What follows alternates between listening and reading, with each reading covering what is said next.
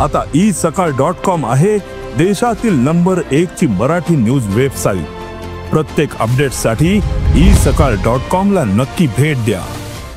पूर्वी केलं 50% आम्ही केलं, काय संबंध यांचा? पण तेही नंतर शक्तीपीठ आलं ना, समृद्धी नदी वाहत होती समृद्धीवरून। 2 वर्षामध्ये त्या समृद्धीमध्ये 500 कोटी रुपये गोळा होऊ शकले नाही। 56,000 कोटी रुपये खर्च झाले।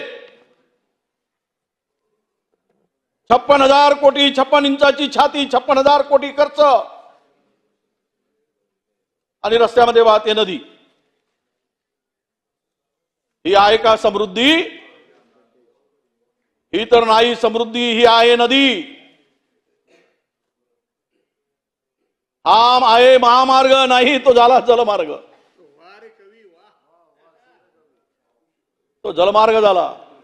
आणि एक कार्टून तर खूप सुंदर काढलं त्याच्यात, तुम्हाला सांगतो, ते उडी टाकणार सगळ्यांनीच पाहिलं।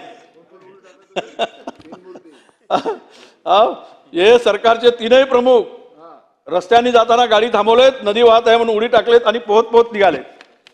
ती आहे समृद्धी। मी होतो बाहेर काढले, भास्कररावांनी आदरला पण बाहेर काढला।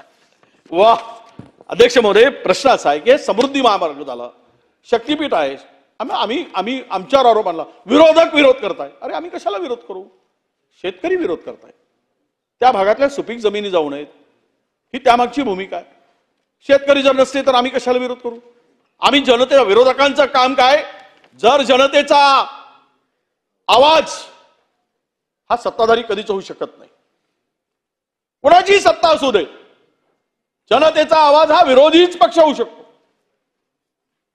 आणि त्या लोकांनी आमच्याकडे या महामार्गाला विरोध म्हणून जर आम्हाला सांगितलं आणि विरोध दर्शवला आणि ती भूमिका जर मांडली तर दोष काय? महाराष्ट्रातील सर्व बातम्यांचे विश्वासार्ह व्यासपीठ, सकाळच्या सर्व सोशल मीडिया प्लॅटफॉर्मला लाईक, फॉलो आणि सबस्क्राईब करा। तसंच सर्व नोटिफिकेशनसाठी बेल आयकॉन प्रेस करायला विसरू नका।